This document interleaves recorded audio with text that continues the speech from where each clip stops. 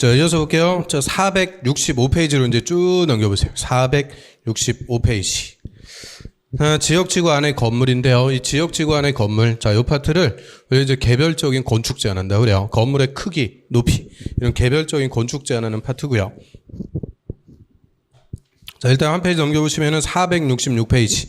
자, 우리 건물의 크기 제한, 건폐율하고 용적률. 이거 앞에서 배웠네요. 뭐 할 때 배웠어요?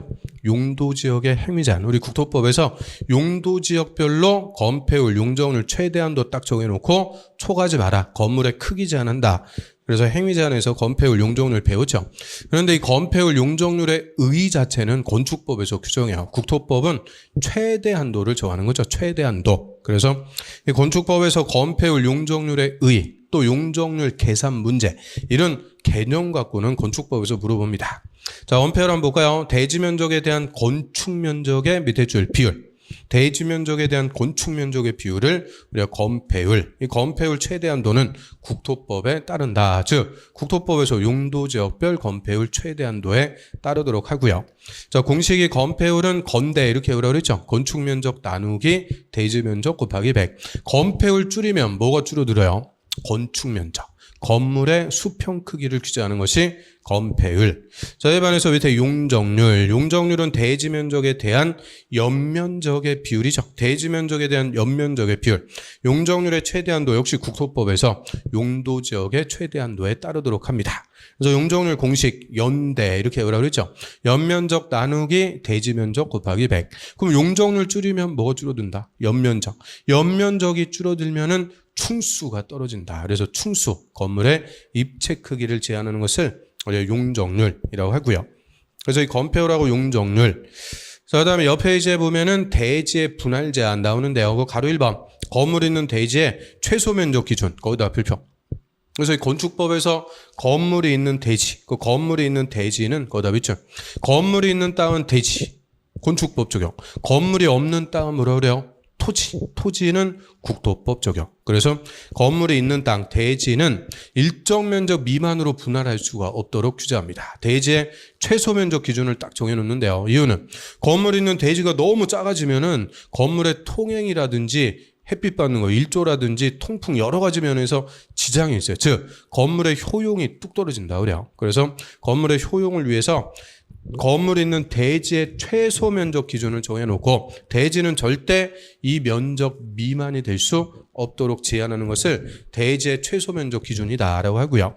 그래서 건물이 있는 대지는 앞으로 와서 다음의 범위에서 조례, 그 지자체 조례가 정하는 면적에 못 미치게 비출. 그 못 미치게 의미는 미만으로 분할할 수 없다. 그럼 대지는 조례가 정하는 면적의 미만으로 분할될 수가 없다. 대지의 최소 면적이에요. 박스에 보면 주거지역은 60 동그라미.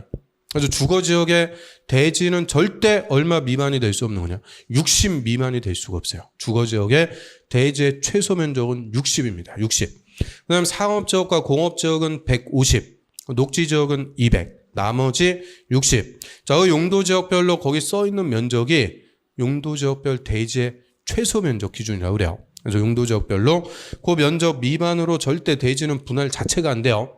그래서 이 대지의 최소 면적 기준, 이거 건축법에 규정하는데 이건 우리 국토법이나 개발법, 정비법 모든 공법에서 써먹는 가장 기본적인 규정 중에 하나입니다. 우리 예를 들어 갖고 개발법에서요. 환지 방식으로 도시개발 사업 하죠. 환지하는데 증환지하고 감환지하고 환지 부지정, 직권 부지정 이거 다 과소토지. 너무나 면적이 작아서 건물 못 짓는 쓸모없는 쓰레기 땅, 그 과소토지라고 그랬죠. 과소토지를 방지하기 위해서 뭐 증환지, 감환지, 환지, 부지정 다 할 수 있다 그랬는데 그 과소토지의 기준이 되는 면적이 이 면적이에요. 이 대지 분할 제한 면적. 이 면적 미만인 땅을 과소토지다라고 하죠. 그래서 모든 공법에서 써먹는 가장 기본적인 규정 중에 하나니까 주거지역은 얼마라고요? 60. 상업공업지역은 150. 녹지지역 200. 나머지 60. 이거 뭐 매주 나옵니다. 이제 매 시간 그냥 할 거예요. 그래서 하다 보면은 자기도 모르게 그냥 애워져요. 그래서 그 대지의 최소 면적 기준 먼저 한번 봤고요. 다시 옆에 그 건폐율하고 용적률. 그럼 우리 건폐율하고 용적률을 계산하려면 대지 면적, 건축 면적, 연면적 이런 면적의 개념부터 알아야죠. 그래서 면적의 개념. 자, 한 페이지 넘겨보시면은 면적과 높이 등의 산정 방법. 자, 거기다 별표. 자, 얘도 그냥 매년 나옵니다. 매년 물어보는 가장 기본적인 개념이라고 그러죠. 면적과 높이 등의 산정 방법. 역시 31회 때도 그냥 올해도 한 문제, 29회 때는 바닥 면적 갖고 단독으로 한 문제. 매년 나와요. 그래서 면적, 대지 면적부터 하나씩 볼까요? 자, 대지 면적은 건물 짓는 땅, 대지의 면적인데 대지의 수평 투영 면적으로 한다. 이렇게 써 있어요. 수평 투영 면적이 쉽게 얘기하면 수평 면적. 투영이라는 것은 그림자 영자 써갖고요.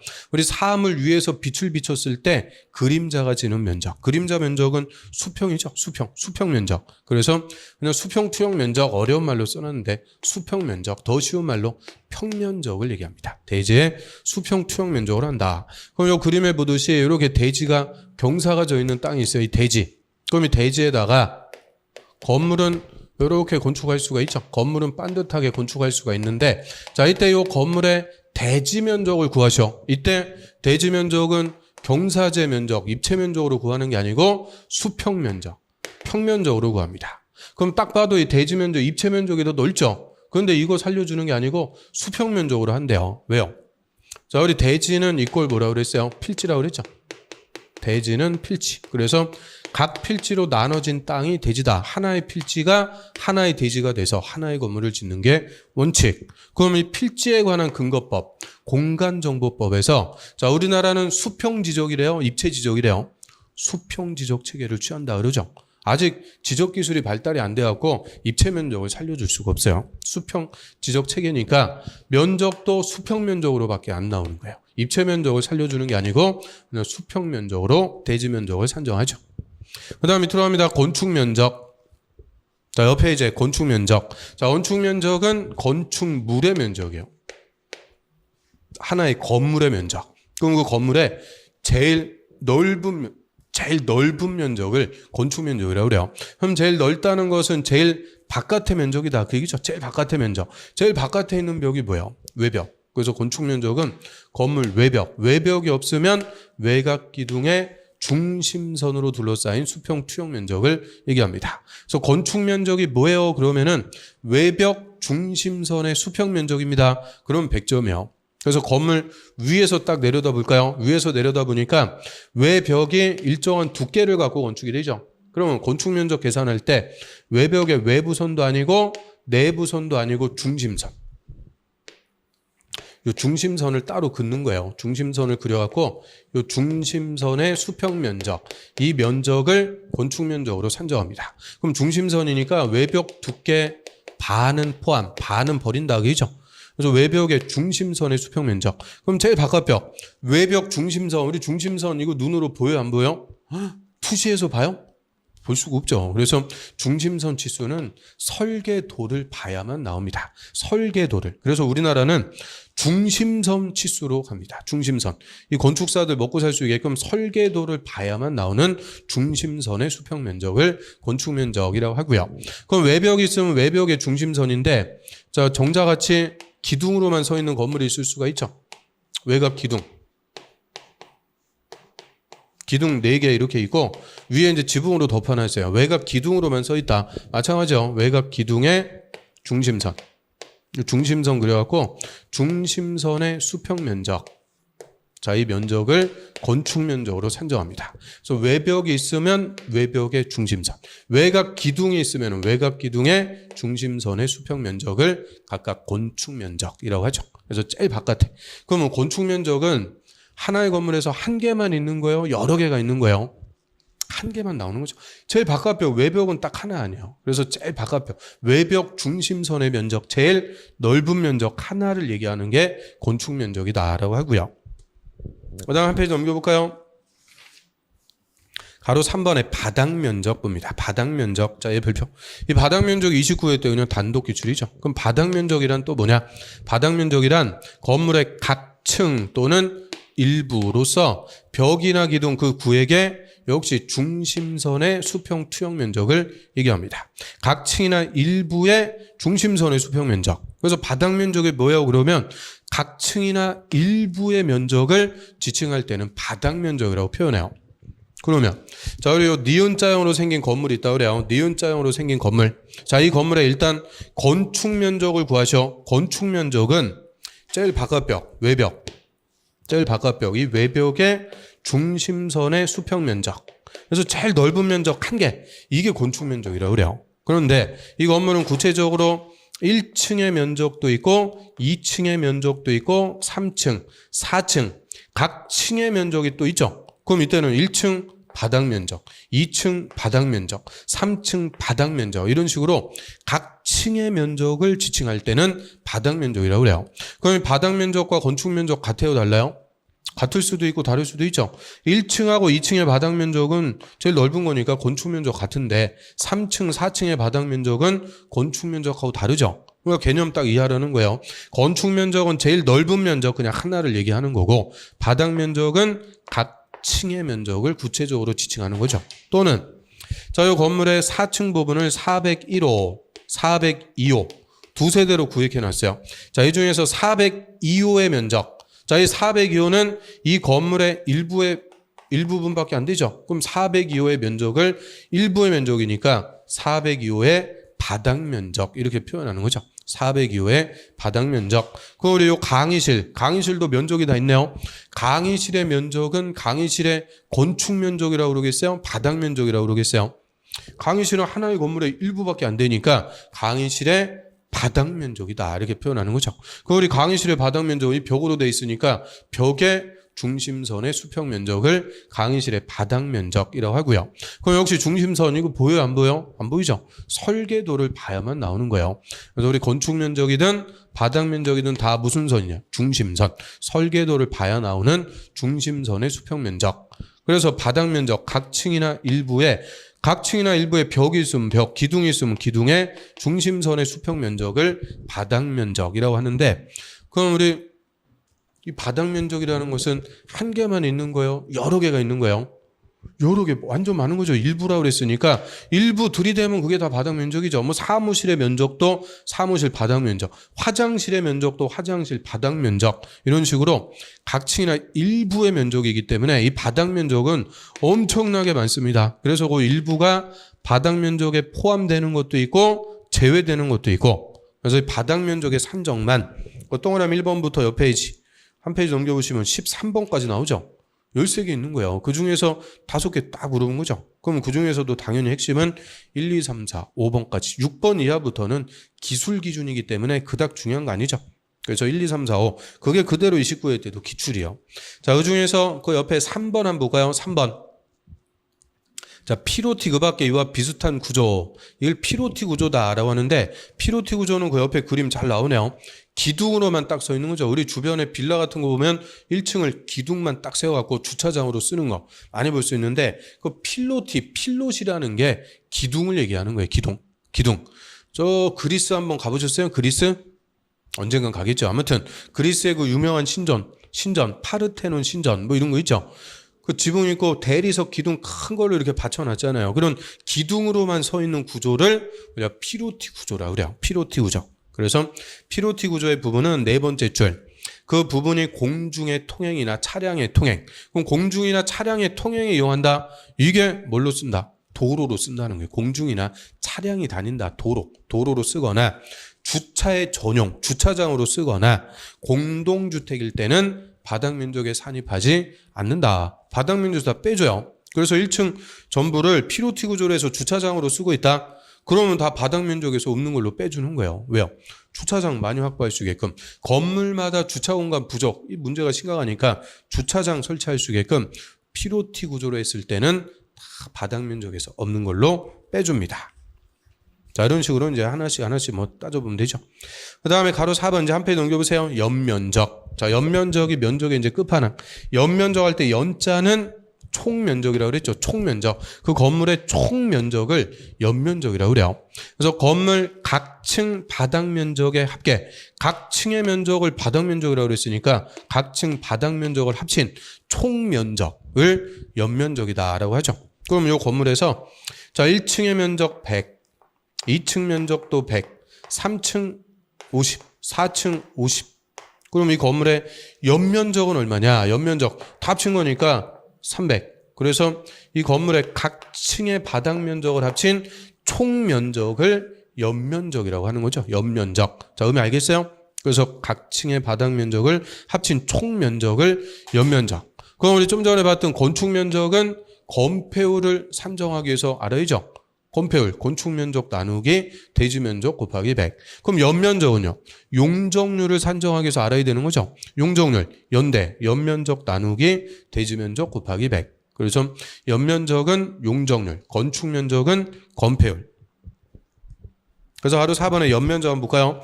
하나의 건물 각 층 바닥 면적의 합계, 밑줄. 각 층 바닥 면적 합계로 하되 딱 끊습니다. 근데 용적률 동그라미 별표. 용적률을 산정할 때는 다음의 면적은 제외한다. 용적률을 계산할 때는 다음의 면적은 빼준대요. 그래서 박스에 보면 딱 4개 나오죠. 그러니까 거기다가 엄한 거 하나 딱 껴갖고 물어보기 완전 좋죠. 그래서 용적률 별표. 그 용적률을 계산할 때 연면적에서 빼주는 거. 3번하고 4번은 우리 아직 안 배웠으니까 됐고 1번하고 2번 두 개만 볼게요. 그 1번에 지하층의 면적, 밑줄. 지하층의 면적은 용적률을 계산할 때는 연면적에서 제외입니다. 왜요? 지하층은 충수에 포함 안 한다고 그랬죠. 용적률은 충수를 규제하는 거니까 충수에 포함하지 않는 지하층의 면적은 용적률 계산할 때는 연면적에서 제외하도록 하고요. 그 다음 이번에 지상층의 주차장, 밑줄. 주차장으로 쓰는 면적도 용적률 계산할 때는 빼줘요. 왜요? 주차장 많이 설치해라. 그렇죠. 주차장 많이 확보해 주게끔 주차장으로 쓰는 것도 용적률 계산할 때는 빼줍니다. 그래서 일단 그 두 개. 그럼 지하층이나 지상층의 주차장으로 쓰는 면적, 얘들은 원칙은 연면적에 포함하는 거예요? 제외하는 거예요? 원칙은 연면적에 포함하는 거예요. 연면적의 원칙은 포함하는데 뭐를 계산할 때만 빼준다고요? 용적률. 용적률 몇 프로? 이거 계산할 때만 빼준다. 용적률을 계산할 때만 제외시켜주는 거죠. 그 다음에 옆 페이지로 합니다. 맨 밑에 가로 9번에 충수. 자, 충수도 별표. 자, 충수 산정인데요. 자, 5번째 줄에 끝에 보면 그 지하층 동그라미. 지하층은 충수에 산입하지 않는다. 그래서 지하층은 충수에서 무조건 제외입니다. 왜 제외요? 안 보이니까. 지하층은 안 보이니까 충수 산정할 때 무조건 빼버리는 거고요. 그 다음 동그라미 2번. 층의 구분이 명확하지 않은 건물은 높이 4m 동그라미 4m마다 한 층으로 보고 층수를 산정한다. 그럼 우리 일반적인 건물은 유리창이 있어갖고 밖에서 몇 층짜리 건물인지 시험볼 수가 있죠. 그런데 건물이 높은데 유리창이 없어요. 층의 구분이 없다. 그럼 이거 어떤 건물이 있어요? 높은데 유리창이 없어갖고 층의 구분이 없는 건물. 대표적으로 야구장 같은 거 생각하면 되죠.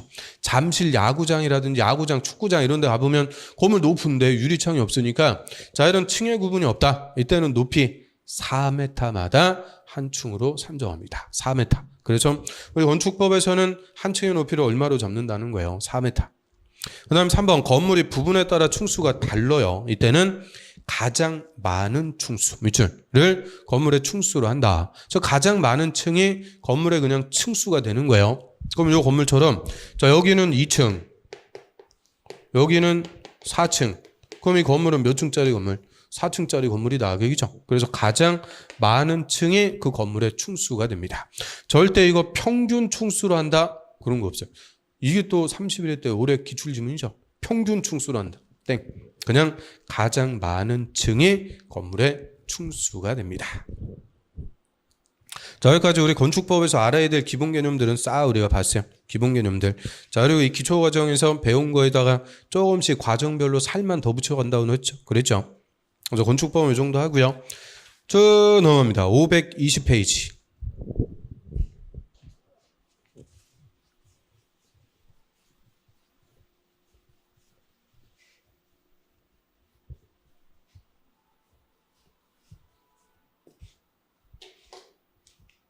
자, 520페이지에 이제 5번째 법률 주택법. 그래서 주택법도 우리 시험에 7문제가 출제가 돼요.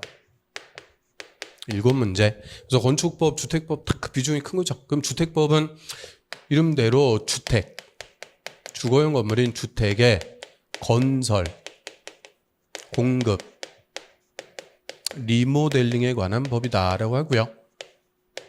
그래서 주택을 건설, 공급, 리모델링에 관한 주택에 관한 법이고요. 이 주택법의 적용 대상물이 주택이죠. 이 주택의 개념이 가장 또 기본적인 개념, 중요한 거죠. 시험에서도 매년 그냥 나온다 이렇게 생각하시면 돼요. 그래서 법률 이름에 나오는 것들이 있죠. 건축법에서는 건축물, 주택법에서는 주택, 농지법에서는 농지, 정비법에서는 정비사업. 이런 것들이 가장 기본 개념이자 시험에서도 제일 잘 물어보는 논자. 그래서 주택. 그럼 주택이란 세대원들이 장기간 독립된 주거 생활하는 건물, 즉 주거 용도로 사용하는 건물. 주거용 건물인데 우리 주택법에서는 주택이라고 할 때 부속 토지를 다 포함하는 개념입니다. 집 짓는 땅, 요 부속 토지를 포함. 그래서 작년에 부속 토지는 제외한다 해서 틀리게 부속 토지 다 포함. 그래서 주거용 건물과 부속 토지, 집 짓는 땅을 다 포함해서 주택이다라고 하고요. 주택법에서는 주택을 뭐 한대요? 건설한대요.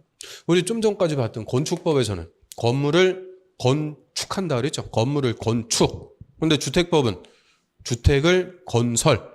그러면 건축이나 건설이나 다 집 짓는 건데 용어를 다르게 썼다. 그 말은 의미가 다르다. 그 의미입니다. 의미가 달라요. 건축은 내 집 한 채 짓는 거, 개별적으로 짓는 것을 건축한다 그래요. 그래서 저 지방에다 시골에다가 땅 사가지고 내 여생을 마감하기 위해서 전원주택 짓고 그러죠. 전원주택. 내 집 한 채 짓는 거는 건축. 그거는 건축법에서 그냥 건축허가 받으면 돼요. 그런데 건설, 얘는 집단적으로 짓는 것을 건설한다 그래요. 집단적. 그럼 집단적의 의미는 단독주택은 30호 이상. 우리 단독주택을 셀 때는 1호, 2호, 3호, 호라고 세요. 호. 근데 공동주택, 아파트 같은 경우에는 세대라고 그러죠. 한 세대, 두 세대. 공동주택은 30세대 이상 지을 때 건설한다라고 합니다. 적어도 30호, 30세대 이상 지을 때 건설. 그럼 반대로 29호, 29세대 이하로 지어요. 그거는 건축이라고 그래요. 건축. 29호, 29세대 이하로 지을 때는 건축, 그냥 건축법에 허가 받으면 되고요. 주택법을 적용하게 되는 것은 30호, 30세대 이상 집단적으로 건설할 때 주택법을 적용하게 되죠. 그럼 건설은 이거는 우리가 하는 거 아니죠. 건설 회사가 그 아파트 집단적으로 짓는 거예요. 몇백 세대, 몇천 세대 집단적으로 짓는 거고요. 이 건설한 주택을 우리는 공급, 분양을 받습니다. 분양받는데 이 공급 파트는 철저하게 뭐겠어요? 투기 규제. 아파트는 분양만 받으면 돈 버는 거죠. 이게 구조적으로 그래요. 구조적으로. 우리 아파트 건설회사가 아파트 분양할 때 아파트 다 지어놓고 분양해요? 후분양이 아니죠. 그냥 땅만 딱 확보가 되면 바로 분양하는 거예요. 그거를 선분양한다 그러죠. 선분양. 선분양하는데 우리 또 분양가 상한제라는 게 있어요. 택지비하고 건축비에 따라서 분양가 요것만 받아라. 그래서 분양가를 규제하는 거죠. 너무 비싸게 분양 못하게 분양가 상한제라는 게 있어요. 이 분양가 상한제는 싸게 분양하도록 함으로써 무주택 서민들보다 싸게 아파트 분양받을 수 있게끔 주거 안정. 그리고 분양가가 급등하니까 주변의 아파트 가격도 덩달아서 급등하죠. 주택가의 급등. 이런 걸 방지하기 위한 제도를 우리가 분양가 상한제라고 하고요. 그럼 주위에 아파트 시가는 10억인데 분양가 상한제 때문에 선분양하면서 8억에 분양하는 거예요. 8억. 그럼 8억에 분양받으면 시가와의 차익 2억 그냥 먹는 거죠. 불로소득. 이게 뭐야? 투기예요. 투기. 그래서 실제 살 것도 아니면서 일단 분양부터 받아보자. 투기 목적으로 다 분양받고 그래요. 그래서 철저하게 이 공급 파트는 투기 규제입니다. 실소유자에게 공정하게 주택을 공급하도록 투기 규제. 그래서 우리 뉴스에서 나오는 거는 다 여기서 나오죠. 청약통장. 청약통장에 가입해갖고 일정 순위, 공급 순위가 돼야 우선적으로 분양받는 거죠. 순위가 같으면 청약 점수. 막 80점 만점 돼도 막 안 되고 그래요. 서울에 요새. 그래서 청약통장 같은 거. 또 투기과열지구라는 거 지정해서 투기과열지구에서는 아파트 분양받았다. 분양받은 권리를 분양권이라고 하죠. 이 분양권을 못 팔게 해요. 투기 못하게 분양권 상태에서는 못 파는 거. 그거를 분양권 전매를 제한한다. 라고 하죠. 또 분양가 상한제도 있고 뭐 하여튼 청약통장 딱지 같은 거 사고 팔 수 없게끔 이런 각종의 투기를 규제하는 게 공급 쪽입니다. 철저하게 투기를 규제해서 실소유자가 주택을 공급받도록 하고요. 그 다음에 이 리모델링을 장려한다 그러죠. 이 재건축은 이 투기의 1번지가 재건축 아파트라고 그랬죠. 제 정비법 할 때 살기 좋은 구도시에서 아파트가 흉물스러운 오래된 아파트인데 그거 철거해갖고 새 아파트로 재건축했다. 그럼 살기도 좋고 아파트도 새 거고 메리트가 최고라고 그랬죠. 그러니까 재건축 아파트가 투기 1번이요. 투기 1번. 그래서 재건축은 투기 때문에 아주 규제가 센 거죠. 규제가 세도 할 수는 있어요. 재건축. 그런데 해봤자 남는 게 없어. 그러니까 소유자들이 요새 재건축 안 하는 거죠. 그래서 재건축은 투기를 규제하기 위해서 규제가 세요. 투기 방지를 위해서 규제가 세고 대신 고쳐 쓰는 거 리모델링을 장려하고 있어요. 그래서 리모델링에 관해서는 주택법에서 규정합니다. 그래서 주택의 건설, 공급, 리모델링에 관해서 규정하는 법이 주택법인데 자, 이 주택법은 한 5년 전하고 비교해보면 내용이 반토막 났어요. 5년 전까지만 해도 주택법도 엄청 큰 법이에요. 주택에 관한 모든 거니까 건축법하고 맞먹을 정도로 큰 법이었어요. 그래서 7문제씩 나왔는데 이게 5년 동안 주택법의 내용들이 다른 법으로 떨어져 나가는 거예요. 주거기본법. 그 주택정책에 관해서는 주거기본법이라는 법률을 만들어서 다 떨어져 나가죠. 그래서 요새 주거기본법을 개정해갖고 1가구 1주택을 법제화하겠다. 뭐 이런 얘기 막 나오잖아요. 그런 게 다 주택정책에 관한 거. 그건 주거기본법으로. 주택건설 자금에 관해서는 주택도시기금법이라는 걸 만들어갖고 옛날에 국민주택 채권 이런 것들이 다 주택법에 규정하고 있던 것들인데 다 떨어져 나갔어요. 또 종래의 주택법의 내용 반이 공동주택 관리에 관한 사항이었어요. 아파트 관리에 관한 거. 그런데 그 공동주택 관리법을 만들어갖고 그 법으로 다 떨어져 나간 거예요. 그래서 이게 다 떨어져 나가고 한 5년 전하고 비교해보면 주택법 내용이 반토막 난 거예요. 반토막. 근데 5년 전에도 7개, 지금도 7개. 그러니까 지금은 조금밖에 안 된다고 그죠? 건축법하고 비교해보면 주택법은 건축법의 반밖에 안 돼요. 내용이. 그런데 똑같이 7문제씩. 그러면 똑같이 공부했을 때 뭐가 점수 따기도 좋은 거예요. 주택법. 그래서 얘는 요만큼 해서 7문제니까 이게 전략법이 어떻게 보면 조금만 공부하면은 7개 중에서 4개, 3개는 무조건 맞출 수 있는 거예요. 가장 기본적인 것들. 그래서 이거 어떻게 보면 전략법인데 이게 순서가 우리 국토법, 개발법, 정비법, 건축법 그리고 주택법 5번째로 하다 보니까 주택법 할 때 보면 다 어떻게 돼요. 우리 1월 달에 또 개강해갖고 국토법도 시작하죠. 국토법 할 때는 뭔지도 모르고 그냥 열심히 또 수업 들어요. 그래서 국토법 할 때는 막 강의실이 꽉 차고 올해는 뭐 강의실 꽉 차고 이런 게 있을 수가 없었죠. 바이러스 때문에. 안타까운데 아무튼 강의실 꽉 차고 그랬는데 국토법 끝났다 그러면 반이 떨어져 나가는 거죠. 절반이. 개발법 끝나면은 반이 떨어져 나가요. 정비법 끝났을 때, 건축법 끝났을 때, 주택법 할 때 보면은 몇 분 안 남아갖고요. 쓸쓸하게 수업을 해요. 그러면 안 된다는 거예요. 그래서 특히 올해 30일의 시험에서 교훈이죠. 국토법 첫 번째 오늘 국토법에만 오래 해갖고 공부하다 보니까 이 국토법이 어렵게 물어봤을 때 작살나는 거예요. 그래서 국토법뿐만 아니라 나머지 법들도 기본적인 개념들은 잘 정리를 좀 해둬야 돼요. 그래야 안정적으로 50점 이상 맞을 수가 있는 거죠. 그러면 주택법. 자, 재정목 총칙에서 그 재정목적 밑에 용어정의, 그 용어정의, 그 타이틀 보세요. 27, 28, 29, 30, 31에 그 5년만 써놨는데 그 전에는 안 물어봤을까요? 그냥 매년 얘는 한 문제도 아니고 2문제씩 나옵니다. 이 주택법은 용어에서 2문제씩 아주 꼬박꼬박 출제가 되고 있죠. 내용 자체가 얼마 안 되는데 그러니까 용어에서 그냥 2문제씩 나와요. 용어가 제일 중요한 법이죠. 그래서 주택의 그 총칙하고 건설 파트까지가 핵심이에요. 공급 하나, 리모델링 하나, 한 문제 정도씩. 그래서 주택법도 총칙과 건설 파트까지가 제일 중요한 부분이다. 이렇게 생각하시면 되고요.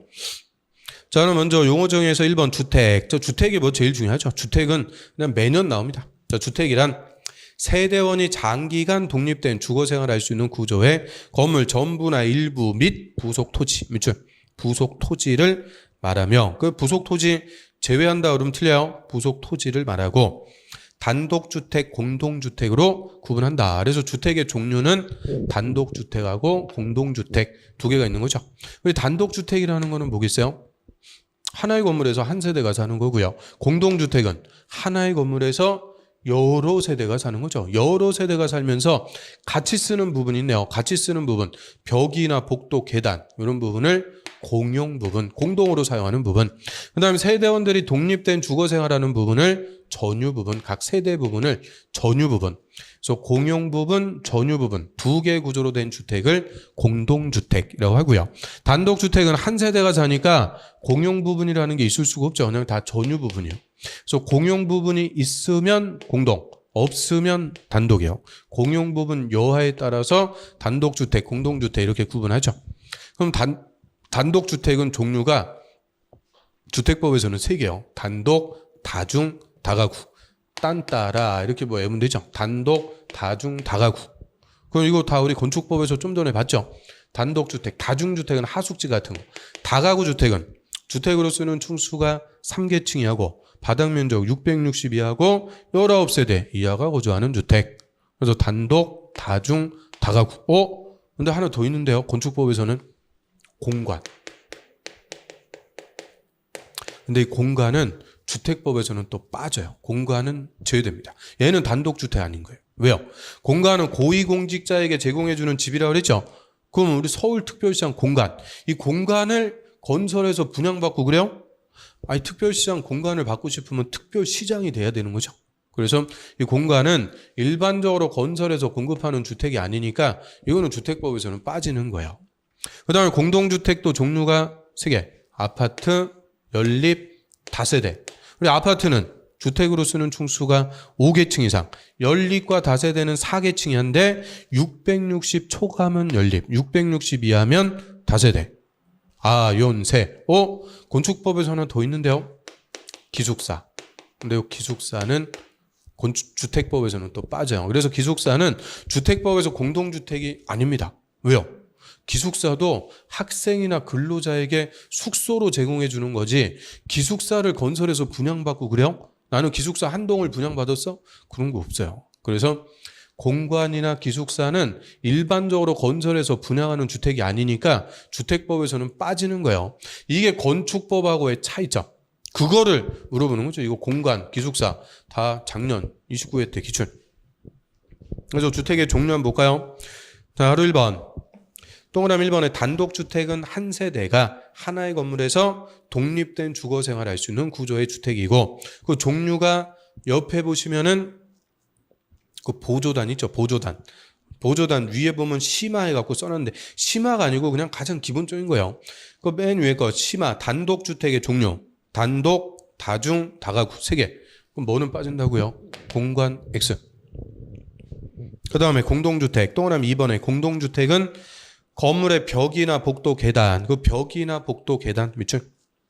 그 밖에 설비의 전부나 일부를 공동으로 사용하는 각 세대가 하나의 건물에서 각각 독립된 주거생활 밑줄, 독립된 주거생활 할 수 있는 구조로 된 주택. 그럼 같이 쓰는 벽이나 복도 계단을 공용 부분, 독립된 주거생활하는 부분을 전유 부분, 공용 부분, 전유 부분 두 개의 구조로 된 주택이고요. 종류는 그 옆에 보조단의 두 번째 칸. 두 번째 거 심화. 공동주택의 종류는 아파트, 연립, 다세대입니다. 아파트, 연립, 다세대. 뭐는 빠진다고요? 기숙사 X. 기숙사는 빠진다.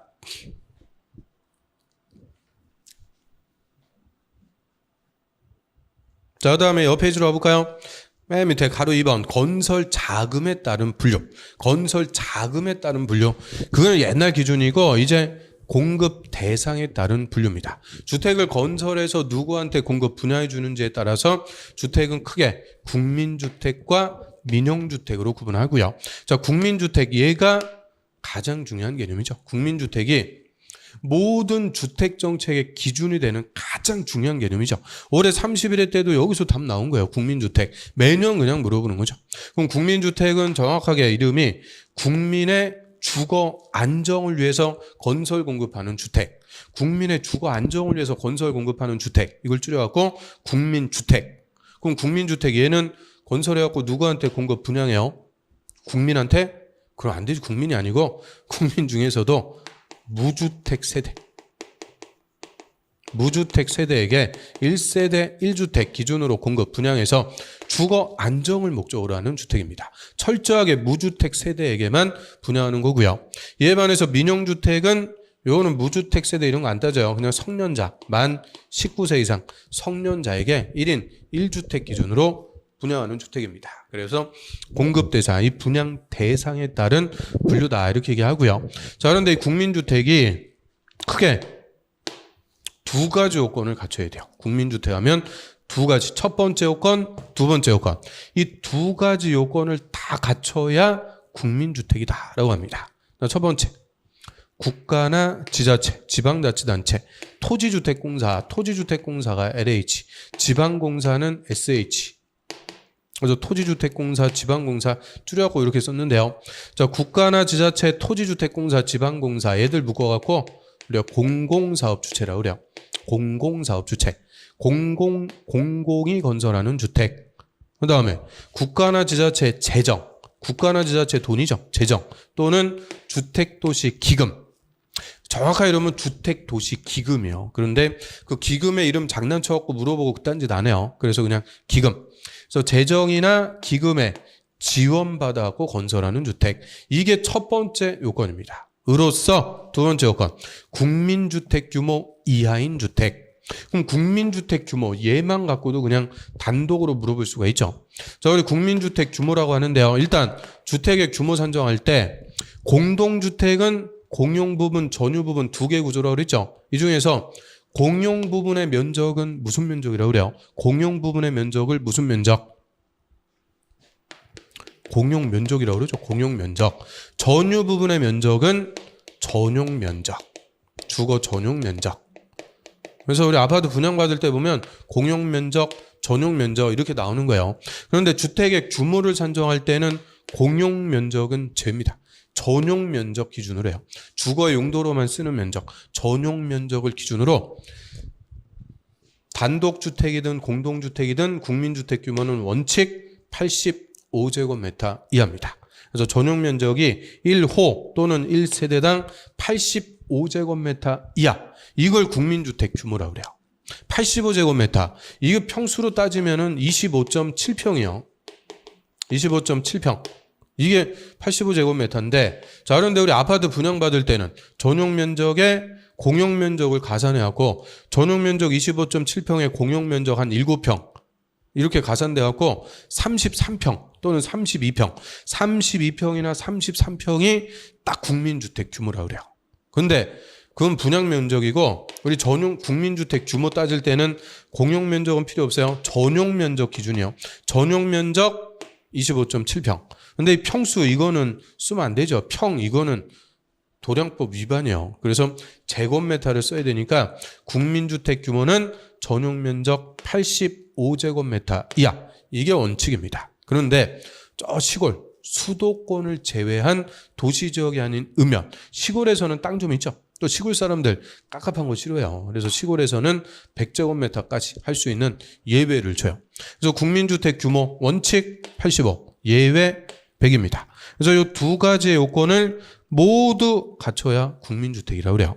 그러면 뭐 예를 들어 갖고 국가나 지자체, 토지주택공사, 지방공사가 건설하는 주택은 국민주택이다. 그럼 틀려요.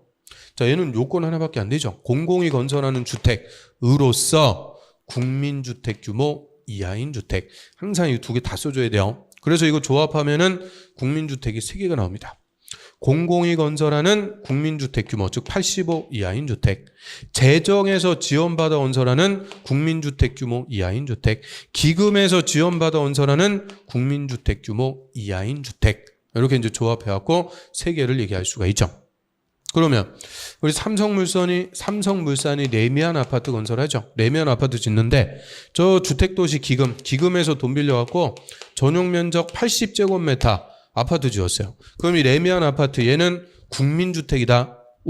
X. O죠. 기금에서 지원받아갖고 85 이하, 국민주택 규모 이하로 지었으니까 국민주택이다. 맞아요. 누가 짓느냐? 따질 필요 없다는 거예요. 기금 85 이하. 두 가지 요건을 갖췄으니까 국민주택. 그래서 1번만 공공이 건설하는 주택. 1번이 누가 건설하느냐 나오고요. 2번 재정이나 기금에서 지원받아 건설할 때는 누가 건설했느냐 안 따진다. 그죠? 그냥 재정이나 기금에서 지원받아 갖고 85 이하로 지으면 국민주택이다. 맞습니다. 그리고 이 국민주택이 아니면 자동적으로 민영주택이라고 그래요. 국민주택을 제외한 주택을 민영주택이라 하는 거죠. 민영주택은 민간이 건설하는 주택이다. 그럼 뭐 국민주택은 국민이 건설해요? 그런 말 아니라는 거예요. 그냥 민영주택은 빼기 개념. 국민주택이 아니면 자동적으로 민영주택이다 라고 하는 거죠. 그럼 우리 서울특별시에서 토지주택공사 LH 토지주택공사가 주공아파트 지어요. 주공아파트 뭐 휴먼샤 뭐 주공아파트 전용면적 100제곱미터 주공아파트 건설했다. 자, 얘는 민영주택이다. O, X. O죠. 자, 토지주택공사가 건설하는데 국민주택 규모 85 이하. 서울에서는 원칙대로 85 이하. 근데 얘는 85 초과. 국민주택 아니네요. 국민주택이 아니니까 뭐요? 민영주택. 맞습니다. 그래서 민영주택. 그러니까 토지주택공사나 지방공사도 민영주택 다 지어요. 다 짓는 거예요. 그래서 우리가 일반적으로 알고 있는 개념하고는 완전 다르죠. 그래서 국민주택이 아니면 민영주택. 그래서 민영주택이 중요한 게 아니고 국민주택 3개. 이걸 확실하게 정리하셔야 돼요. 공공이 건설하는 국민주택 규모 이하, 재정에서 지원받아 건설하는 국민주택 규모 이하, 기금에서 지원받아 건설하는 국민주택 규모 이하인 주택을 국민주택이라고 하는 거죠. 또 하나 1번에 국민주택. 자, 별표. 자, 국민주택은 다음에 어느 하나에 해당하는 주택으로서 이게 첫 번째 요건. 국민주택 규모 이하, 밑줄, 인주택. 그게 두 번째 요건. 다 써줘야 돼요. 그럼 박스에 보면 기업. 국가나 지자체, 쭉 옆으로 가서 토지주택공사, 또 밑에 줄에 지방공사가 건설하는 주택. 그러면 국가나 지자체, 토지주택공사, 지방공사 얘들 묶어갖고 공공사업 주체가 건설하는 주택. 그 다음 니은번 국가나 지자체 재정 또나미 또는 끝에 주택도시 기금 또나미으로부터 자금을 지원받아 건설하는 주택. 으로써 이제 두 번째 요건은 국민주택 규모 이하라고 그랬죠. 자, 한 페이지 넘겨보시면. 그래서 국민주택 규모, 자, 여기 별표. 자, 국민주택 규모란 주거 용도로만 쓰는 면적. 그거를 주거 전용 면적. 주거 용도로만 쓴대요. 전용 면적이 1호는 단독주택. 1세대는 공동주택. 단독주택이든 공동주택이든 다 원칙 85제곱미터 또는 85제곱미터 이하. 이걸 국민주택 규모라고 그래요. 자, 그런데 가로에 보면 수도권 정비계획법에 따른 수도권을 제외한 도시지역이 아닌 읍면적. 저 짬이죠. 그 수도권을 제외한 도시지역이 아닌 읍면적. 이것도 세 가지 요건을 다 갖춰야 돼요. 수도권, 서울, 인천, 경기가 아니고요. 도시지역도 아니고요. 읍이나 면입니다. 이게 어디냐? 저 시골 얘기예요, 시골. 경상남도 하동군 진교면 뭐 이런 식으로 시골에서는 그 밑에 100제곱미터 또는 이하인 주택. 그래서 국민주택 규모 원칙 85. 근데 시골 수도권 아니고 도시지역도 아니고 읍이나 면일 때는 100제곱미터 이하. 그 다음 동그라미 3번 민영주택. 자, 오늘 국민주택을 제외 비출 국민주택을 제외한 주택을 민영주택이라고 하죠. 국민주택이 아니면 다 민영주택이 돼요. 그래서 민영주택은 성년자에게 분양한다고 그랬죠. 국민주택은요. 무주택 세대에게만 공급합니다. 무주택 세대. 공급 대상에 따른 분류다라고 하고요. 밑으로 하셔갖고 가로 4번에 도시형 생활주택. 자, 얘도 별표. 도시형 생활주택은 이름대로 도시형 가구를 위한 주택입니다. 도시형 가구. 우리 도시형 가구는 대가족이에요? 소가족이에요? 소가족. 1인 가구, 2인 가구. 1인 가구의 비중이 30%가 넘는다 그러죠? 엄청난 거예요. 이런 소가구를 위해서 싸게 소규모로 역세권 지역에 건설해서 분양함으로써 전세나 내소를 목적으로 도입한 주택을 우리가 도시형 생활주택이라고 하죠. 전세나 내소를 위해서 소가구를 위해서 싸게 소규모로 건설해서 분양해 주는 거예요. 그래서 도시형 생활주택이 되려면 일단은 세 가지 요건 갖춰야 돼요. 300세대 미만, 그거 동그라미 1, 300세대 미만. 그 다음에 국민주택 규모, 동그라미 2. 국민주택 규모니까 85 이하. 주택으로서 다음의 주택을 말한다 했는데 거기다가 동그라미 4 하고 하나 더 쓰세요. 도시지역의 건설. 도시지역에 건설하는 다음의 주택을 말한다. 그래서 일단 이 도시형 생활주택이 되려면 세 가지 요건 갖춰야 돼요. 300세대 미만 국민주택 규모 도시지역에 건설하는 주택. 당연히 도시형 생활주택이니까 도시지역에 건설하죠. 그래서 종류가 밑에 보시면 동그라미 1번 원룸형 주택, 동그라미 2번에 단지형 연립, 밑에 단지형 다세대, 이 세 개를 도시형 생활주택이라고 하는데요. 그중에서 가장 대표적인 게 원룸형 주택이죠. 우리 도시형 생활주택 짓는다 그러면 90%는 다 원룸형 주택 얘 짓는 거예요. 원룸형 주택이 대부분. 그래서 원룸형 주택 다음의 요건을 모두 갖추는 공동주택, 몇 줄? 공동주택을 말한다. 그럼 공동주택이니까 아파트, 연립, 다세대. 저 원룸형 주택도 아파트나 연립, 다세대 주택인데 다음에 네 가지 요건을 모두 갖추면 원룸형 주택이다라고 하는 거죠. 그래서 네 가지 요건 박스에 기억. 세대별 전용 면적 50제곱미터 또는 50제곱미터 이하일 것. 얘가 첫 번째니까 제일 잘 물어봐요. 50제곱미터 이하. 그럼 원칙 도시형 생활주택은 국민주택 규모 85 이하인데 원룸형 주택은 85제곱미터 이하. 그러면 틀려요. 85도 안 되죠. 50제곱미터 이하. 15평 이하. 그럼 왜 50제곱미터요? 50제곱미터 이유는 원룸형 주택. 5글자. 그래서 원룸형 주택. 글자 수만 딱 세면은 애우고 그럴 필요가 없는 거죠. 그래서 원룸형 주택이니까 50제곱미터 이하. 그 다음 니은번 세대별 독립주거 가능하게끔 욕실과 부엌을 설치. 욕실과 부엌을 설치해줘야 독립적으로 생활할 수가 있죠. 자, 그런데 디귿 욕실과 보일러실을 제외한 부분을 하나의 공간으로 구성할 것. 딱 끊고요. 하나의 공간, 그게 원룸. 그런데 다만 전용 면적 30제곱미터 또는 30제곱미터 이상일 때는 두 개의 공간으로 구성할 수 있다. 그럼 두 개의 공간이면은 뭐예요? 투룸. 그래서 원칙은 원룸인데 30제곱미터 이상이면 투룸으로 할 수도 있대요. 그래서 그거죠.